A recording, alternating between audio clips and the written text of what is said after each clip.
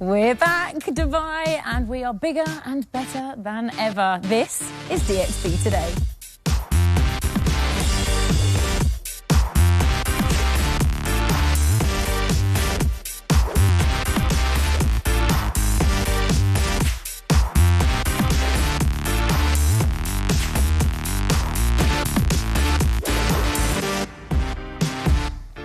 Well, hello and welcome to One and All. We are back, as Katie was saying, from our Ramadan break with a brand new show.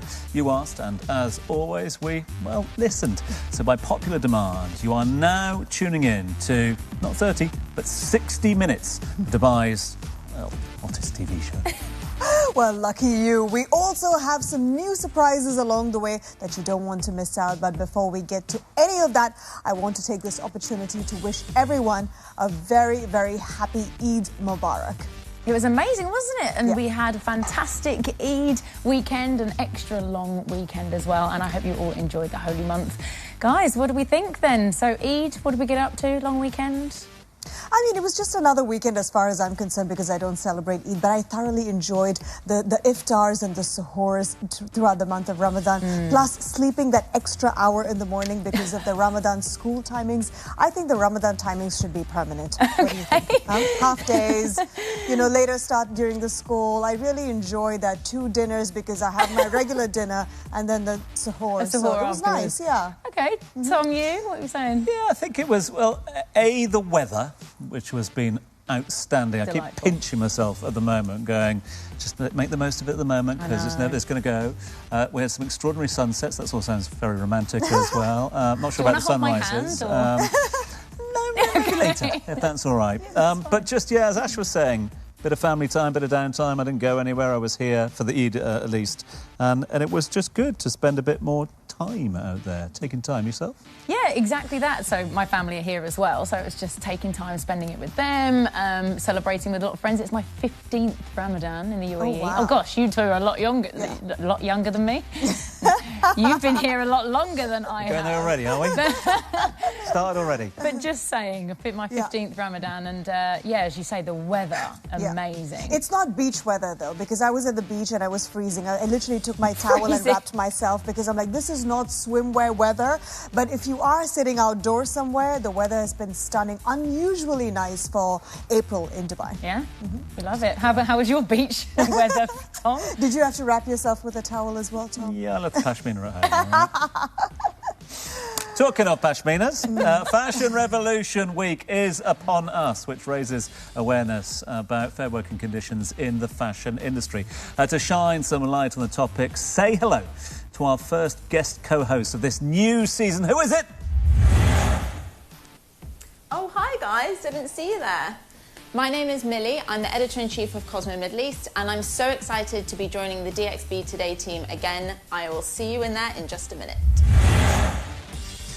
She is back. Welcome back to the show, Millie. Looking forward to catch up a little later on. Little known fact, Millie is the Dubai girl who grew up here and is also Cosmo Middle East's youngest ever Editor-in-Chief. We'll be catching up with her after this, Pretzel Day, of course, which happens to be, of course, today. And in its honour, our very own Ash decided to learn out more about Germany's greatest bread export. Looking forward to this one.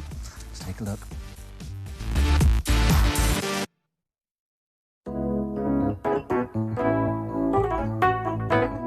I have the pleasure of sharing this wonderful evening with the founder of Baker's Kitchen, and he is a master baker. He's been baking his entire life. Sven, thank you so much for having me here. Thanks, you are here. So, tell me a little bit about why baking. Why do you love baking so much? I'm the son of a master baker. Okay. I grew up in a bakery, and it was when I was very young. My wish to be a baker, to follow the father, it was a wish. No one forced me. I learned professional baker like you have to do it in Europe. Yeah. I love baking, but then I bake for the rest of my life, but I go other direction. Since you're a master baker, I absolutely cannot pass up on the opportunity of being in the kitchen with you and getting my hands dirty. So shall we move to the kitchen? Yes. Here you have a typical nice pretzel dough. A pretzel dough is not soft. Pretzel dough down. Can I touch it? Yes, and we do it more nice for you. Okay. Woo. Okay. Oh, it's so nice and gooey. My goodness. It's very relaxing, isn't it? Yes. Okay, chef, where do we go from here? From here, you can do like this. I'm not sure I quite caught that. Or an easy way is you make it a little bit longer here. Yeah. Okay. And you do it like this. Oh, so, yes. So. Okay, let's try that. I think I can do that. I'm sure. Yeah. Okay, so you go crisscross. Yes. And then crisscross again. Yes. And then here. Yes. How beautiful your pretzels look. Okay. Here's my pretzel, which was largely done by Sven, but then, you know, I still With your tried. love. Yes, I gave it a little bit of love for sure. You can't see which is yours and which is mine, huh? You can't see. So we take the pretzel, we break it, it's still hot. Then we take nice butter on top. Wow, that's a generous helping Yes. of butter. Oh, okay. My turn. Oof, it's hot.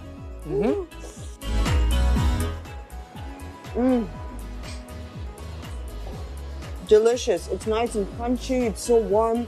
And the butter just makes everything better. Sven and I are going to enjoy this beautiful pretzel we've made with love. And to the rest of you, happy World Pretzel Day.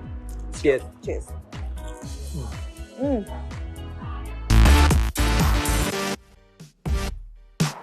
Ash, thanks for taking one for the team there. And as they say, the proof is in the pretzel, according to that one over there, because look, she's got a mouthful of them already. Absolutely. I woke up nice and early this morning and baked that freshly for you guys. So I won't have it anymore. And thank you, Chef Sven, for this. I mean, he's amazing, though. Making a pretzel is such a workout. Did you see the size of that dough? I mean, that is a full upper body workout. Yeah, no, and thank you very much for your full upper body workout, because it's You're really welcome. nice.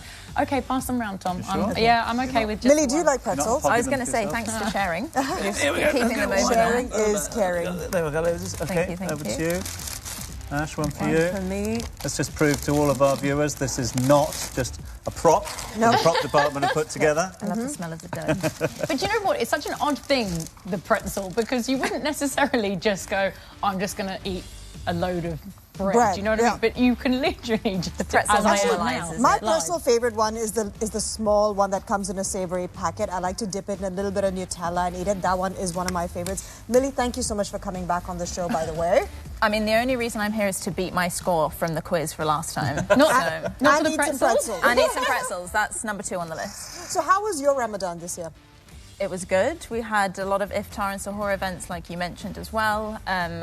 Doing a lot with Ramadan fashion, the Eid capsule collections. Lots of the international designer brands are launching limited edition pieces for Ramadan nowadays, which is very exciting for us. Really nice. And what, local brands mainly, or? No, the big brands, so Armani, Celine, yeah, they're all kind of turning their heads to modest fashion and just to the Middle East in general, so maybe they launch a handbag that's exclusive for the Middle East for Ramadan and Eid.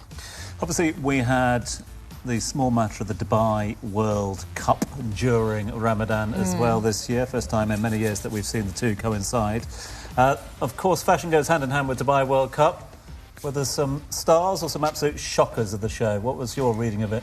I actually missed the World Cup this year, but I watched on social media. It was pretty hard to miss, to be honest with you. I mean, I'm all about the fascinators, the bigger the better. And for that reason, I think sometimes you can't really go wrong at the World Cup. I think you got best dressed, didn't you? Tom, I'm trying to play that down, actually. No, I did not get best dressed. Ash, don't believe everything Tom says. No, I didn't get best dressed, unfortunately. Katie Overy Award for best dressed. Yeah, I just awarded it myself. But yeah, as you say, Millie, like, the World Cup is a staple in the Dubai calendar, isn't it? And for the fashion side of things.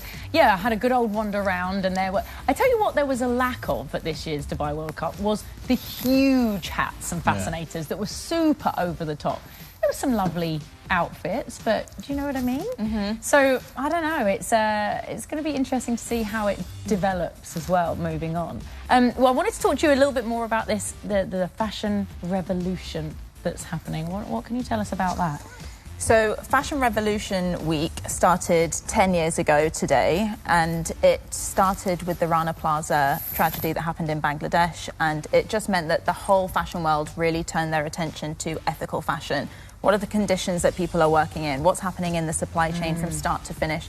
We talk a lot about sustainability in fashion, but I think sometimes that's just reduced to, is your cotton organic? It doesn't look at the whole works from start to finish. And where does this take place? It's online, it's digital, so there's 75 countries that are taking place. They've got webinars, they've got virtual roundtables. It's making a lot of noise on social media, so it's very easy for everyone to join in. Is the message getting across now from manufacturers, from suppliers, from consumers? I think slowly but surely. We're definitely not getting there fast enough, but I think the great thing about social media is that it gives everyone a mouthpiece and everyone can kind of, you know, wave the flag when there's something wrong and, you know, draw attention to these issues. And how do people, you know, get involved if you're watching now and you wanted to get involved and really start that kind of that first footstep to making that change? How can I get involved with that? I think it's just firstly as simple as telling someone. Tell someone it's Fashion Revolution Week, tell them what it is and why we're doing it, post about it, use your platforms. I mean, you can donate as well if you just want to do things behind the scenes and you don't want to sort of talk about it openly. But I think those are good places to start. Millie, please stick around because we have lots more coming up. It's time for a quick break, but we will be back with more on conscious fashion and how you can be eco-friendly and ethical without compromising on style. So stick around to find out more and eat a pretzel.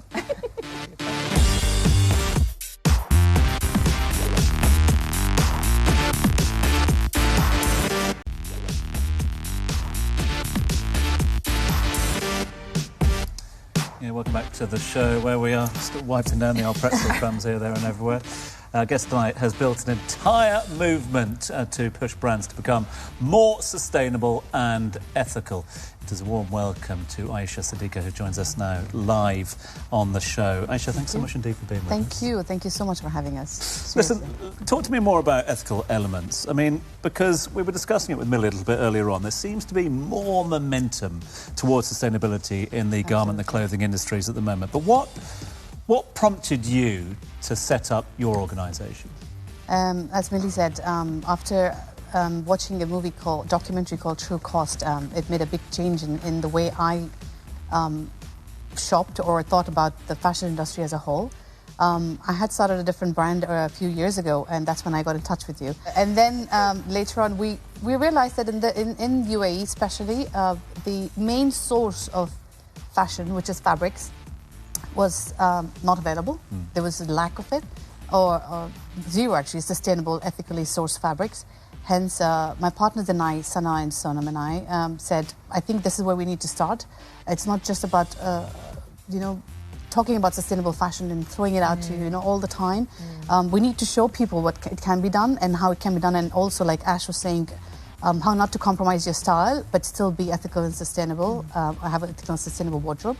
So we launched Ethical Elements. Our vision actually is to create a one-stop shop for anybody, designers, B2B, B2Cs, to source the fabrics, have finished products made, even the packaging. We're moving into now biodegradable and eco-packaging for brands. So we just wanted it to be much more effortless to be sustainable. And that was, sorry, I was going to say that's a really interesting point that you've said, because there are so many brands, be it clothing or whatever, moving into this sustainable side.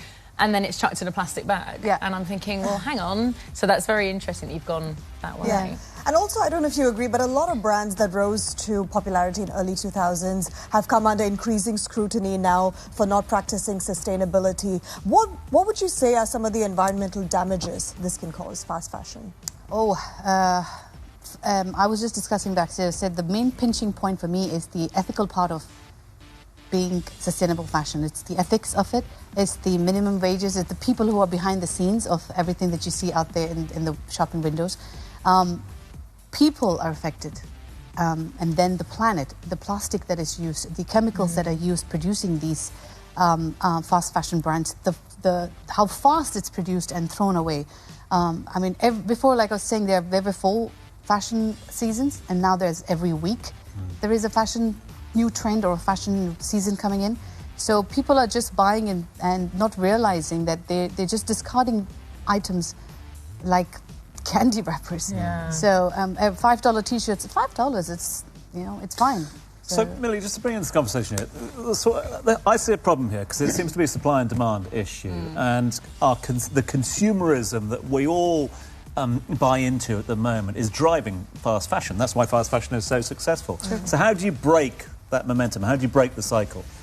I think we can also talk about slow fashion in terms of, yes, you might buy a head-to-toe high street outfit, which is classed as fast fashion, but are you wearing it in a slow way? So is your cost per wear really looking at the longevity in the clothes as well? I think that's another way rather than just go and shop sustainable. But do you think there are any brands out there that are doing ethical fashion well at the moment? Patagonia is one that just comes to my mind because they were the leaders of this, and I think they're doing a brilliant job. Locally, they're like Only Ethical, there's Goshopia, they're e-commerce websites that are actually supplying all different kind of brands, so you don't have to go to different brands, you have one platform for them. Internationally, I think Stella McCartney is doing her bit, but there are a lot of fast fashion brands out there who are trying to move into this segment, but I feel they're more greenwashing because they're just like, everyone's talking about sustainability, let's just do a conscious collection. They're just ticking a box, aren't they? Yeah, just ticking the boxes. So, yeah, we would just want customers to realize that and, and ask the question, like Fashion Revolution's hashtag is who made my clothes? Is tag a brand and ask them this question. And then, for sure, like Ash was saying, social media is doing so, I mean, it's just all over the place. And call them out, and they will respond. Yeah, I think Do you think it is our responsibility as consumers to hold the brands accountable for sustainable fashion? I think so. I think because we are the ones that are making them rich. So, I mean, we are the ones very rich. So, I think if you demand it, they would make a change. If you ask the question, I mean, like I was saying, we don't want anyone to boycott a brand. But we want them to make a difference. We want them to make a change. We want them to produce ethically, produce the same thing, but in the right manner. Like, do good and look good at the same time. Why not? Do good and look good. Yeah. Aisha's just come up with her own marketing slogan. Aisha, we could talk about this for hours and hours. True. Sadly, our time has come to an end. No. But honestly, thank you so much for coming in, and I think we will now all be asking the questions. So thank you. Please do. I appreciate it. Thank you so much for having me.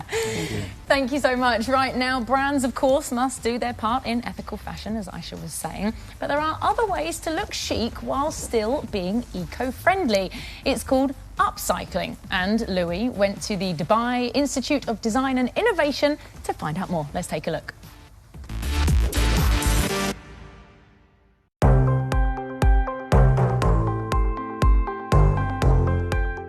Everyone knows about the 3 R's to help save this planet: reuse, reduce, and recycle. But have you heard about upcycling and its role in fashion? Well, let's learn about that and the sustainability practices being taught right here at the Dubai Institute of Design and Innovation.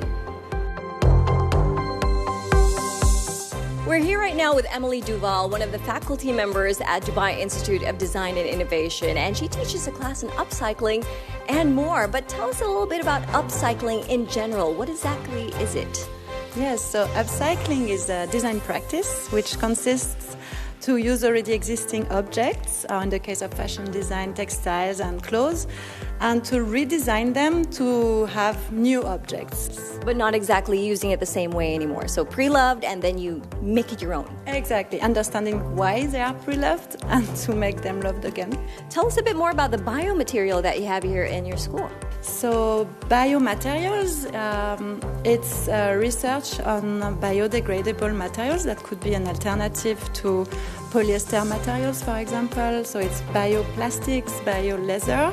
So the students work on their own recipe and they mix like vegetal-based material, and sometimes they mix like waste material. So for example, coffee ground. And then once it's made, you can also upcycle that. Of course, you can mix practices and optimize, yes. Let's go check out some of the students' work. Zahra, why don't you tell us a little bit about these funky pieces that we see right here? What was it to start with? How did it become this? I want to know more about it. Sure. So the pieces I bought first, I went to thrifting and I bought pre-loved and pre-owned garments, specifically blazers and masculine pants. And I started to think about how I can redesign them in a way that can express people's emotions. With that in mind, everything that we do is based on what we call the 4 C's. We teach the students how to conceptualize, how to communicate, how to craft things. We care a lot about the making. And the 4th C is the most important one, which is care. Why are we doing it? Who are we trying to help? How are we saving the planet? How are we looking after each other as a community? And how are we going to improve the world that we live in? So for us, design is a problem solving with a heart. Okay, let's do it. So what's the first step? So first step, we will play with the piece on the mannequin or on the body to understand where we're gonna change the volume of the piece. Okay. And then we're gonna start to cut like the parts that need to be adapted. Okay. And restitch it in a new composition. All right. Okay, let's begin.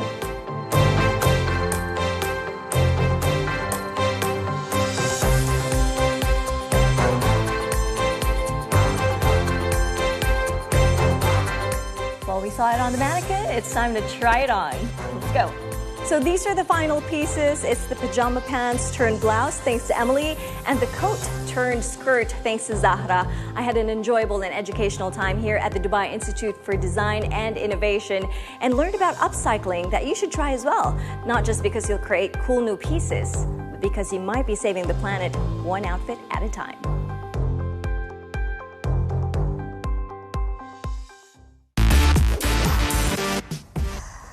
Time now for a quick break. When we come back, we will be joined by a guest who's going to tell us all about one of the tastiest festivals in Dubai, so stay tuned.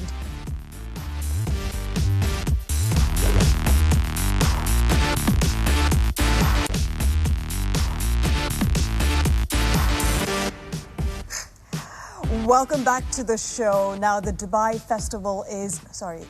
Food Festival is back with its 10th edition, spanning 17 days of impressive gourmet food. It absolutely is one of the top foodie events in the whole city. There's something new cooking in every single corner of Dubai as well. They've got celebrity chefs, immersive cooking experiences, and one-off collaborations. Yep, from fashion to food, restaurants across the city go all out with their tastiest offerings. And here to give us the lowdown on the menu is, of course, Yaqub Nabi, who's the project manager at Dubai Festivals and Retail Establishment. Basically, the people in charge. Yaqub, thanks so much indeed for being with us. Look, it's such a popular festival, as I say, celebrating its 10th anniversary as well this year. Gets bigger and better and tastier every year. What's different about 23? I mean, this year, as you mentioned, we are celebrating the 10th edition of it, and the collections that we are putting together, going from Restaurant Week, which we are having 52 restaurants participating with us, and plus close to 100 food experiences that we have.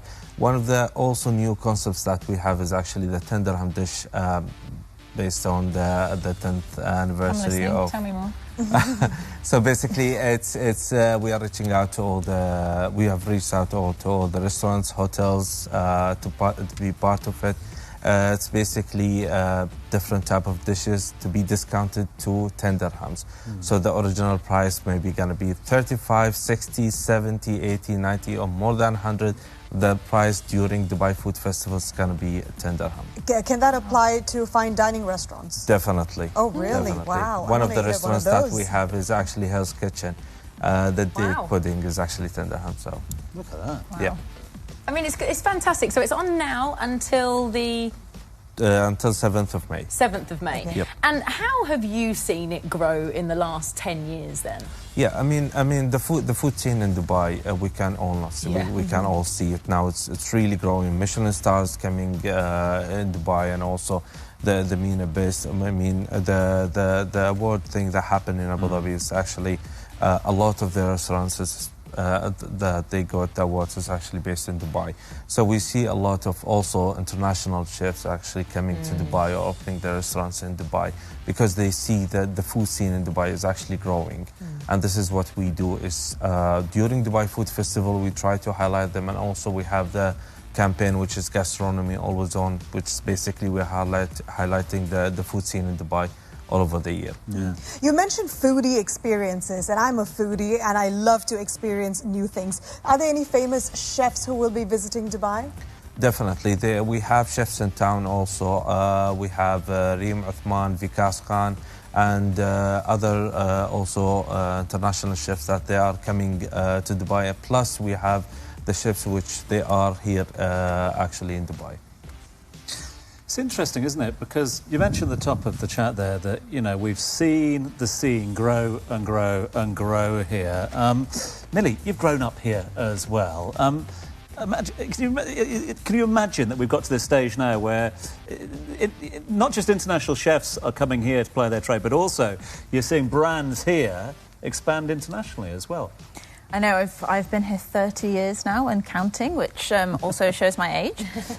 But it's so exciting to see what's happening with the food scene here. I mean, one of my favourite things that happened last year was Ravi's doing their collaboration with Adidas, and that just went absolutely viral. And I think it's really exciting for local foodie vendors as well to just really see what the potential is to go global. How do you mix that then with fashion? I mean, that Adidas Ravi's collaboration was food and fashion to an absolute point. What else can we expect, do you think, then, from the fashion and the food Al world? Bacon, Louis Vuitton next, is it? I mean, you joke, but I think Chanel. that's a match made in heaven, I think. Yeah, exactly. I think Home Bakery are doing something exciting soon as well on the fashion scene. Really? So, yeah. Oh. I don't know how much I'm allowed to say. Okay. But yeah, I think fashion and food is kind of an unexpected pairing that you never knew you needed. And then when it happens, I mean, Ravi's and Adidas is just proof in the pudding. And then as well, going back to obviously the food festival, we can't not talk about social media and how important that is for, I mean, your marketing as it stands. Definitely. So do you lean into that more and more each year? Yes, of course.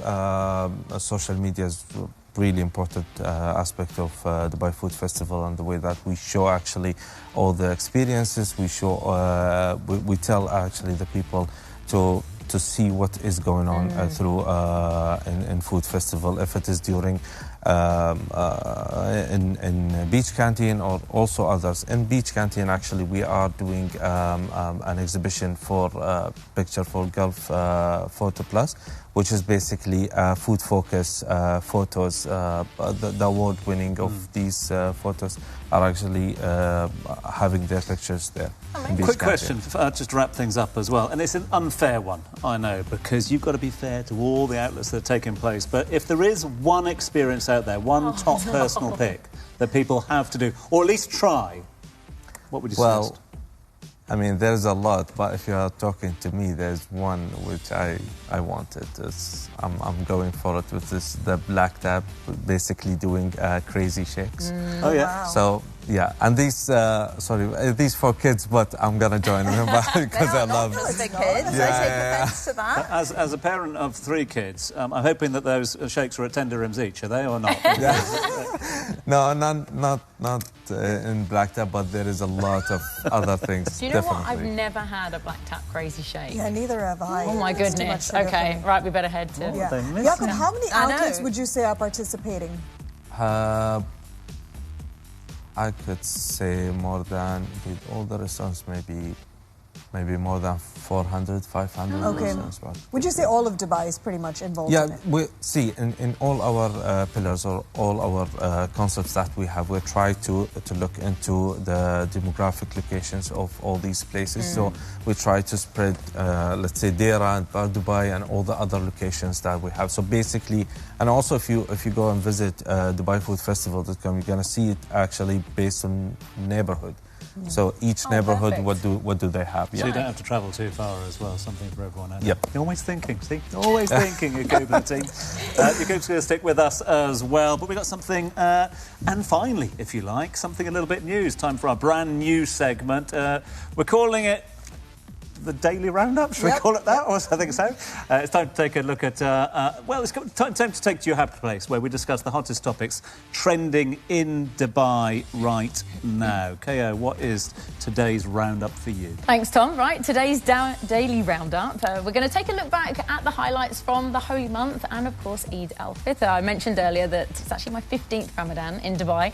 And each year, Dubai, its residents and tourists seem to be a little more open, whilst, of course, still respecting the importance of the month. We did have a few changes this year, including live performances during Ramadan, like Jack Whitehall, for example, at the Coca-Cola Arena. Did anybody go and see Jack? I think you met him, didn't you, Tom? Yeah, well, didn't get the opportunity to go down to the Coca-Cola Arena, but he was doing the rounds, as they say before, so he popped into the station and... yeah, really fascinating guy. He's had an extraordinary rise to fame, the last 10, 15 years, from basically dropping out of Liverpool or Manchester University, dropping out of university in his first year. 15 years later, he's in a Hollywood film with Dwayne "The Rock" Johnson, is it? It is Johnson, yeah. Him and Emily Blunt and others. I mean, extraordinary rise. But yeah, he was enjoying his time here in Dubai, and I understand that everyone that went to the gig said it was great as well. So oh, really? Yeah. Question, Tom, did he bring his dad along? Dad wasn't with him on this one, but wife was. Okay. Apparently she's very insistent when he gets a gig in Dubai, because it's not his first, he's been here quite a few times. She always insists on coming. Which, funny that. I wonder how his dad feels about that. Yeah, but, you know, I didn't get a chance to attend the comedy show, but he's really funny. I really enjoy the comedy shows that he has with his dad. It's incredible. But what I also found very interesting this Ramadan is that, obviously as a non-Muslim who wasn't fasting, everything was very open. So it didn't even feel like it was Ramadan for us, because the restaurants were open. You could, there were no real restrictions out and about. At the same time, it was interesting how there were live events, because that's generally, it's not generally the preferred time of the year when people want to host events. So that just goes to show you how, how much more exciting this time of the month has been over here. Absolutely. And of course, it was Ramadan, so we can't not talk about the Ramadan tents. Of course, they're always a highlight as well in Dubai. Royal Majlis, we all caught up, didn't we, at the Royal Majlis at Emirates Golf Club, which was an amazing iftar. What about you, Yacoub? Any iftars, any royal tents and majlises we should know about? Not this year, but definitely missed a lot of them. So really? Too busy planning the food festival, aren't they? Have no time. Definitely next year. Next year. Millie, have you got a Ramadan tent that caught your eye? We hosted a Cosmo Sahur at the Palace downtown, and it's amazing there. I forgot how breathtaking it can be when you're right under the Burj Khalifa, and you've got the fountains, and it just ticked all the boxes. The Cosmo Sahur, yeah? Cosmo Did Sahur. Everyone turn up in their tracky pants and trainers or not? Absolutely not. I bet. They were glammed up to the extremes, thank you. I bet that was a fashion-focused one as well, wasn't it? Yeah. Right, OK, well, that was good. We like a top tip. We'll all expect an invite to that one next year as well, of course. And it was World Earth Day on Saturday, and a new sustainability guide was released last week by the UAE's Year of Sustainability initiative for 2023 that encourages residents to adopt sustainability habits in their lives by, of course, offering practical advice and expert insights. It's a 17-pager, and it's available on the UAE Year of Sustainability's website. That's what we need to do, isn't it? We can't just have these World Earth Days and all these things without doing something about it, right? Yeah, exactly. I think it goes across the board. We've been talking about it already, haven't we, in terms of the fashion industry, the jewellery industry, the cosmetics industry. Show me an industry that's not being affected by the drive towards sustainability at the moment. And what about, actually, Yacoub, bringing you in on this, talking about, obviously, the food festivals and with Ramadan finishing, about the kind of the wastage as well. I know there's a lot going towards reducing that. Definitely, and some of the restaurants are actually doing I won't call it like a waste food, I'll call it the leftover or something. They bring it together so they can give it to other people, so that other people can actually have it.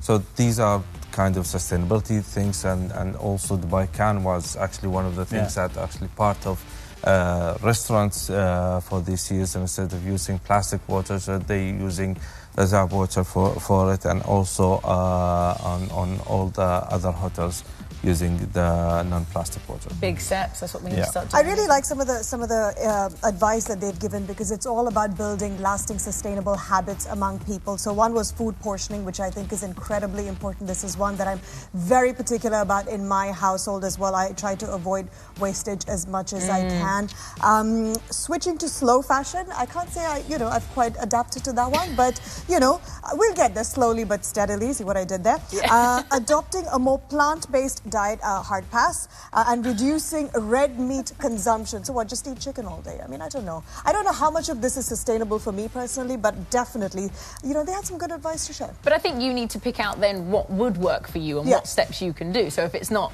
plant-based, which is, as you said, is a hard pass, like what is it that we can do? And I think, we all need to take a little bit more accountability, don't we? Right, so, Millie Midwood, it's your second time on the show. Do you remember last time we did the DXB in 60 quiz? I'm furious that I just found out I'm in the top 3, and last time I left here I was in the top 2. Ooh. So this needs to be rectified immediately. OK, well, let's take a quick look at our leaderboard from last season and see exactly where you are. So here comes the leaderboard now.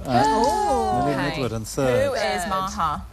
Is what I want to know. Maha Abul-Lanain is she's up there. Mind you, we've all got 11 points. You're all on 11 points. I think that was just alphabetical. Okay, that's fine. The only person I'm here to beat is myself. Yes. Right, of course. Kids, remember that at home. So, you know the drill, Millie, but for those of you at home, so I'm going to now put 60 seconds on the clock. I'm going to test Millie and see just how much she's been listening to us on the show today. Millie, are you ready? Yeah. Not nervous? She's like, yep, absolutely fine. Right, 60 seconds on the clock, and we're going to start in 3, 2, 1, let's go. What is the sustainability week we are on? Is it Farming Revolution Week? Fashion Revolution, correct. What Islamic month ended this weekend? Ramadan. It was Ramadan. Which world famous bread did we feature on today? Pretzel. It was pretzel. Which country is most associated with pretzel? Germany? It is Germany. Which Dubai festival will we have? Dubai Food Festival.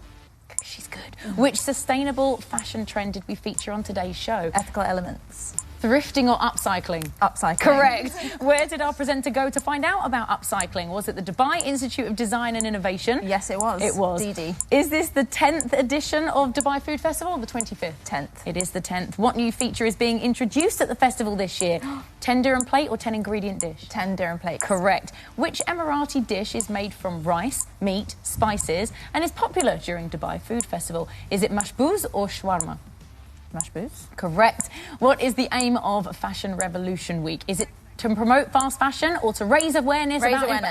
It is to raise awareness. She got it in there.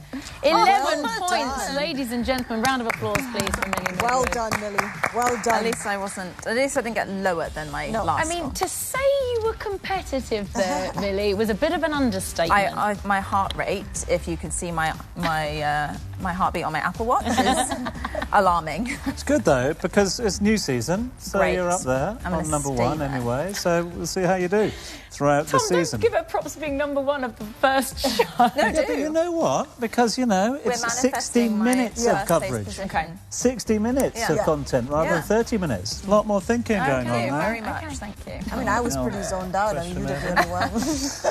Thank you so much indeed. Thanks so much indeed for joining us. All the best with the festival this year, and a big thanks for coming on into the studio. For having me. And Double M, Millie Woodard, thank you very much indeed to you as well. Yeah. Well done, Millie. Time now for another short break from all of us here. We'll be back with tonight's musical performance, one not to be missed. So grab a cup of tea and chill out as we bring you tunes. Is that right? You've never said that before. Right after this. Nice one, Tom.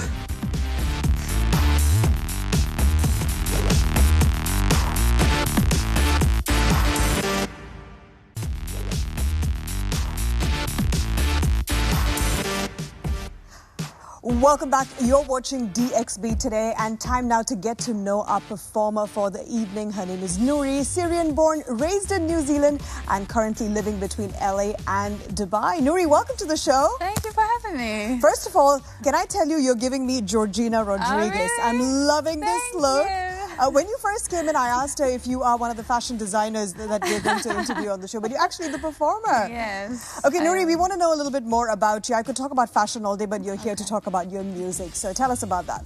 Well, I've been singing since I was 4 and started taking it seriously about 6 years ago. So I started going back and forth from New Zealand to LA, and I ended up, creating a lot of music there, and I started releasing independently. And yeah, it's been amazing. It really has been amazing. And what kind of music do you make? Pop music mainly, but I'm starting to get into a bit of Afrobeat and Amapiano type music, and that's what's really exciting me right now. Okay. And I believe you have a new single out at the moment. It's called Anybody? Yes. Okay, tell us more. Yes. So that one I recorded in LA with one of my best friends, Brian Kennedy, who was 4-time Grammy Award-winning producer. He's amazing. Yeah. And it just went #1 in New Zealand, which I'm really excited about. And I'm just still like pushing it, and it's amazing to kind of see the reaction it's been getting. So. Okay. Now, I know that you're going back to New Zealand to see the family, and then you're going to switch between LA and Dubai. What made you want to live in Dubai? Honestly, I've always loved it here. I've been here 3 times before, not as long as I've been on this trip, but I just love it so much. I love the people, I love the music scene, and I just want to be able to kind of grow here, especially with having a Middle Eastern background. I feel like it only makes sense that I'm between here and LA. So, Absolutely. Now, Nouri, I have had the pleasure to stalk your social media a little bit, and I love all the fashion looks that you've put together. But for our viewers watching at home, where can they find you on social media? My Instagram is @Nouri, Nouri. My TikTok, which I love, is @IamNouri.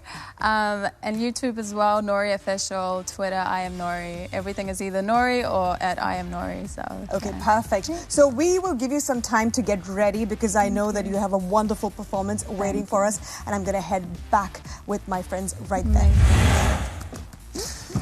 Yeah, thank you very much indeed for that, Ash. Looking forward to that one. And before we head off, we want to give you 2 tickets to the American musical West Side Story. It's running from the 25th to the 30th of this month at the Dubai Opera. So jump to our Instagram page now, @Dubai1TV. Make sure you comment on the competition post and you could be a winner. Absolutely. That is it for today. Don't forget, let us know what you think about the brand new hour-long extravaganza. It's the only word I could use for it. Make sure you use the hashtag DXB Today. We'll make sure to give you a shout out, and also use that hashtag for anything that you see in Dubai that you think that we should be covering. You've got to use the hashtag, Tom. Got to use the hashtag, Katie. Right? Yes. Always. Yes. I'd like to see you use whether it the be hashtag. 30 minutes or 60 minutes, make sure you use it. Make And, sure of course, you gives you use the opportunity to win with us as well. The hashtag. What a great show. Absolutely. It's great to be back, isn't it? I'm so excited to see what the new season has in store for us. And I'm loving the new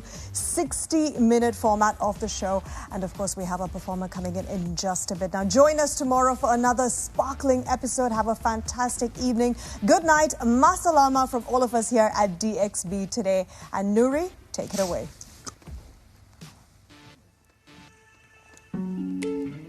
My, if I waste your time, turn my thoughts to you inside out.